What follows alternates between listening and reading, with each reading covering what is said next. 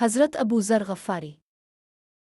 کیا آپ جانتے ہیں ایک صحابی نے اسلام قبول کرتے ہی کعبہ کے سامنے حق کا اعلان کر دیا تھا۔ یہ تھے ابو ذر غفاری۔ حضرت ابو ذر نے جب اسلام کے بارے میں سنا تو فوراً مکہ پہنچ گئے۔ وہ چھپ کر محمد سے ملے اور اسلام قبول کر لیا۔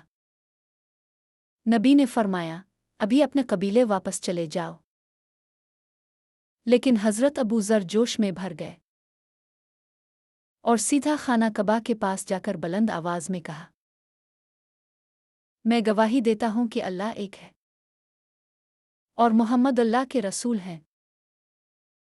یہ سنتے ہی کفار نے انہیں مارنا شروع کر دیا، مگر وہ حق پر ڈٹے رہے۔ دوستو، کیا آج ہم حق بات اتنی بہادری سے کہہ سکتے ہیں؟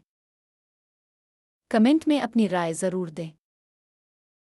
اگر آپ کو ویڈیو پسند آئی ہے تو برا کرم لائک، شیئر، کمنٹ، فالو کریں اور تاریخ وتھ احمد یوٹیوب چینل کو سبسکرائب کریں۔